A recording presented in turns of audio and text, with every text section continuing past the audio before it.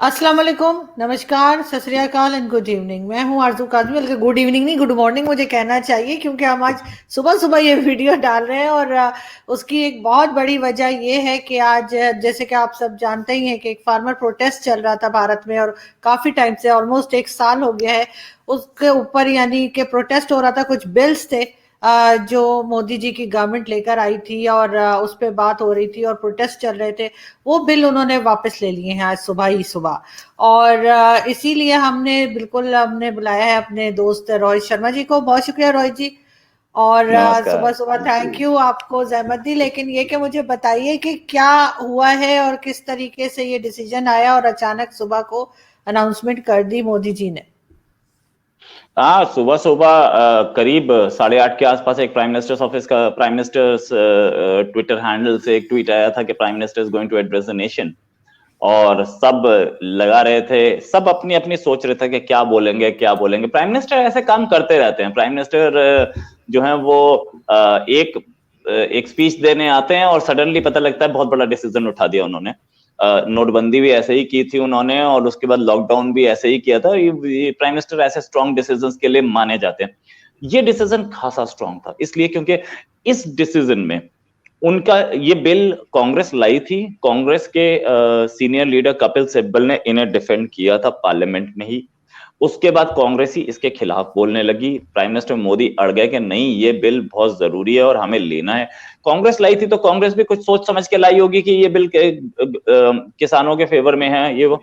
But अगर ये कांग्रेस ला रही है और बीजेपी इसको इंप्लीमेंट कर रही है तो ये बिल जाहिर है किसानों के फेवर में नहीं था। ये बात प्राइम मिनिस्टर ने बहुत सही बोली कि इसका जो प्रोपेगेंडा हुआ था वो बहुत खराब होता। और प्राइम मिनिस्टर मोदी को या कोई भी गवर्नमेंट, मैंने तो नहीं देखा इंडिया में कोई भी गवर्नमेंट या वर्ल्ड में कोई भी गवर्नमेंट जब एक बिल ले आती है, लॉ ले आती है, तो रेयरेस्ट ऑफ रेयर होता है कि वो बिल वापस लिया जाए।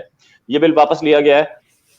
6 स्टेट्स, 6 स्टेट्स के इलेक्शन सामने आ रहे हैं। पंजाब, हिमाचल, उत्तराखंड, यूपी, गोवा और गुजरात, और एक नॉर्थ ईस्ट की स्टेट मिजोरम, मणिपुर में से कोई मिजोरम जा रहे हैं इलेक्शंस पे नेक्स्ट ईयर।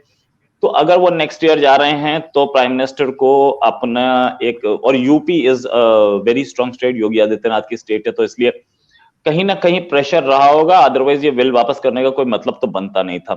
खैर, ऑपोजिशन बड़ी खुश है कि बिल वापस हो गए। जो जो बिल उन्होंने ही बनाया था वही वापस होने पे वो खुश है, तो ठीक है, फाइन, हार्डली मैटर्स। लेकिन मुझे, क्योंकि मैं तो इसको, इन बिल्स को वेहेमेंटली डिफेंड करता रहा हूं, द फैक्ट इज कि प्राइम मिनिस्टर मोदी ने अगर स्टेप बैक किया है तो कुछ सोच समझ के किया है। एंड अभी हमें ये देखना पड़ेगा कि उनकी स्ट्रैटेजी क्या है। वो आगे इन बिल्स को दोबारा ला सकते हैं क्या, मतलब इस बिल को किसी और फॉर्म में किसी और नाम के साथ ला सकते हैं क्या, या कुछ चेंजेस के साथ ला सकते हैं क्या। क्योंकि फार्मिंग सेक्टर को ये बिल्स चाहिए, जरूरी है फार्मिंग सेक्टर्स के लिए। हो सकता है ये 3 बिल्स को 12 बिल्स या 14 बिल्स में तोड़ के लाएं, जो भी होगा वो हमें टाइम पे पता लगेगा। बट अभी प्राइम मिनिस्टर, क्योंकि prime minister is a politician, prime minister एक पॉलिटिशियन है और पॉलिटिक्स यहाँ पे प्रिवेल करिए, और उनको ये बिल वापस लेना पड़ेगा। This is a fact. Let's see what prime minister has in mind. Prime minister और अमित शाह दोनों के दोनों क्या सोच रहे हैं, इन बिल्स को रिपील करके क्या मिलेगा, क्या बेनिफिट होगा, और आगे उनकी स्ट्रैटेजी क्या होगी। बट एक चीज बहुत क्लियर कि पंजाब में कांग्रेस के पास सिर्फ एक ही इशू था, फार्म लॉस, और कोई इशू नहीं था। और इंटरनल फ्रैक्शनलिज्म और इंटरनल लड़ाई बहुत स्ट्रांग थी। खासतौर से कैप्टन अमरेंद्र सिंह जो हैं वो आ गए थे बीजेपी के साइड अपनी एक पार्टी बना के। तो हो सकता है इसमें कैप्टन अमरेंद्र सिंह का भी कुछ ना कुछ वो रहा हो, कुछ ना कुछ। बड़े सीनियर लीडर हैं और ऐसे लीडर हैं जिन्होंने इतने साल पॉलिटिक्स ही किया। वो पहले से फार्म लॉज पर प्राइम मिनिस्टर को बोलते रहे हैं। जब वो चीफ मिनिस्टर थे तब भी बोलते रहते थे, चीफ मिनिस्टर से रिजाइन कर दिया था उसके बाद भी बोल रहे थे, और अभी एक नई पार्टी बनाने के बाद भी वो प्राइम मिनिस्टर से टच में थे और अमित शाह जी के साथ, होम मिनिस्टर के साथ टच में थे। कुछ उनका हो सकता है इसमें जरूर वो रहा हो, कंट्रीब्यूशन रहा हो। अभी पूरी डिटेल सामने आएंगी तब पता चलेगा। लेकिन हाँ, डिसीजन तो इलेक्शन को देखते हुए लिया गया, अदरवाइज इस डिसीजन को लेने का कोई मतलब नहीं बनता था। बिल्कुल। लेकिन थोड़ा सा आप हमें बता पाएंगे कि ये बिल थे क्या, कि जिसकी वजह से फार्मर्स इतने ज्यादा अपसेट थे। देखिए, ये बिल जो थे, ये बिल करते ये थे कि अभी हम लोग हमारे जो किसान हैं वो अपने जिले की मंडी में अपना सामान बेचता था, सब्जी हो, गेहूं हो, चावल हो, आटा हो, आटा नहीं मतलब चावल और दालें, ये सब अपनी मंडी में बेचता था। नाउ अब इन्होंने क्या किया था कि ये सामान कहीं पे, वो किसी भी मंडी में जा सकता है, अपने जिले की मंडी की जरूरत ही नहीं थी। मतलब आपको अगर अच्छा रेट, अगर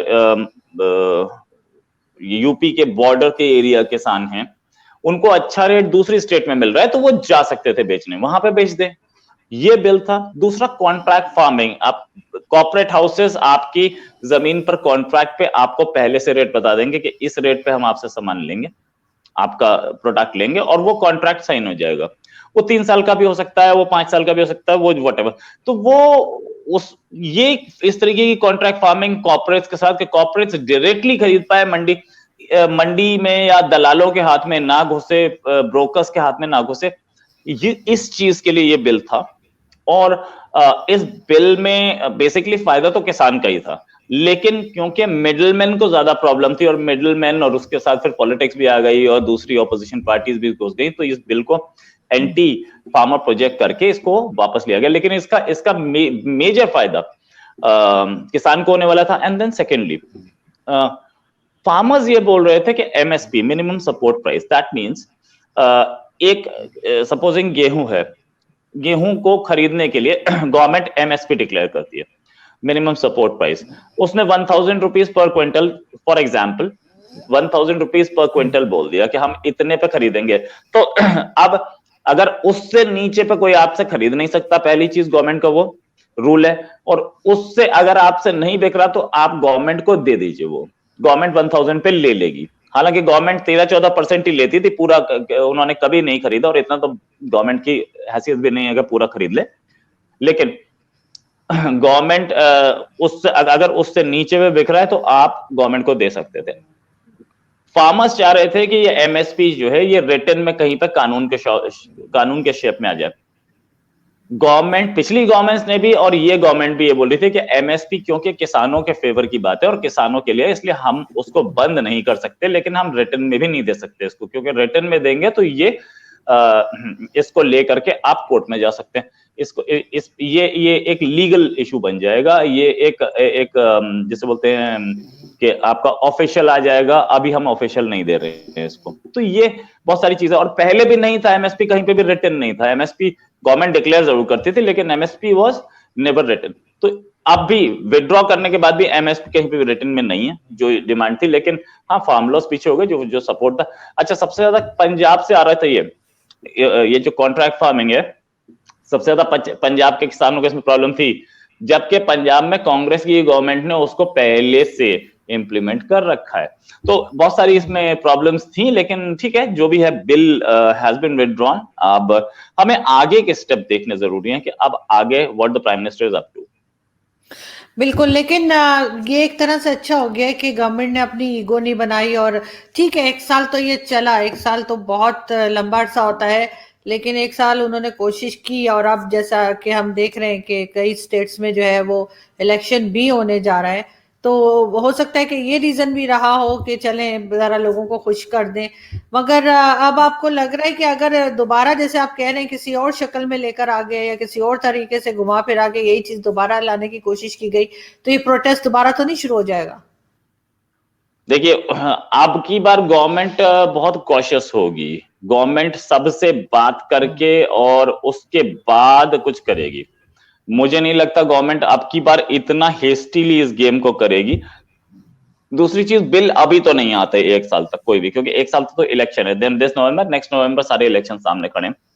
और प्राइम मिनिस्टर मोदी की अपनी होम स्टेट गुजरात, और वो गुजरात लूज करना और यूपी लूज करना, ये प्राइम मिनिस्टर मोदी अफोर्ड ही नहीं कर सकते, क्योंकि अपनी होम स्टेट में हार गए तो भी एक इम्पैक्ट पड़ेगा। तो इसलिए प्राइम मिनिस्टर अभी तो बहरहाल, और वहां पे गुजरात में प्राइम मिनिस्टर मोदी 3 टर्म 12 साल रहे, तीन टर्म, और उसके बाद 2 टर्म 2 अलग अलग चीफ मिनिस्टर, मीन 20 के आसपास, 20 साल से करीबन ये बीजेपी है वहां पर। एक स्ट्रॉन्ग एंटी इनकम्बेंसी भी होगी। तो प्राइम मिनिस्टर मोदी को ये भी समझना पड़ेगा कि भाई ये भी उन्होंने समझा होगा कि एंटी इनकम्बेंसी के साथ अगर मेरा ये फार्म लॉ बिल मेरे को वहां पे गुजरात हरवा देता है तो वो एक बड़ी प्रॉब्लम होगी। Modi can not afford to lose Gujarat as well as UP. तो ये एक पॉलिटिकल कंपल्शन था ही, और साथ में जब तक ये इलेक्शन नहीं हो जाते तब तक तो मुझे नहीं लगता। और उसके बाद वी एंटर फेज, इसको ये भी बोलते हैं कि इसको कई, ये जो इलेक्शन आने वाला है नेक्स्ट ईयर नवंबर में, गुजरात और ये सर, इसको सत्ता का सेमीफाइनल भी बोला जाता है। कई बार ये भी बोला जाता है कि इट इज सेमीफाइनल, के पता लग जाए, टेस्टिंग वाटर्स। कई बार ऐसा भी हुआ है कि इसमें एक पार्टी जीती और अगले में दूसरी पार्टी जीती, लेकिन सेमीफाइनल जरूर बोलता है मीडिया इसको। तो अब सेमीफाइनल के बाद फिर फाइनल में घुसने शुरू करेंगे, तो मुझे नहीं लगता अगले 2 साल तक कोई बिल्स आ रहे हैं, चांसेस बहुत कम है। बिल्कुल ठीक, और बड़ा अच्छा हो गया कि इस तरह का डिसीजन आया है कि जिससे लोग खुश हैं और फार्मर प्रोटेस्ट भी अब जो है वो खत्म हो जाएगा। लेकिन ये कि अपोजिशन आपकी तरफ की काफी परेशान होगी। अब देखते हैं कि अपोजिशन इस चीज को कैसे लेती है, क्योंकि उनकी तो यही ख्वाहिश होगी, यही चाह रहे होंगे कि इसी तरीके से कुछ चलता रहे ताकि गवर्नमेंट के ऊपर भी प्रेशर रहे और इलेक्शंस में भी प्रॉब्लम आए। Thank you so much Rohit ji कि आपने ज्वाइन किया, बहुत अच्छा लगा। सुबह सुबह मोदी जी की ये न्यूज अब थी तो हमने कहा जल्दी से हम एक छोटी सी वीडियो बना लें ताकि आपसे समझ सकें कि असल में हो क्या रहा है। Thank you so much, so kind of you. नमस्कार, थैंक्स अ लॉट।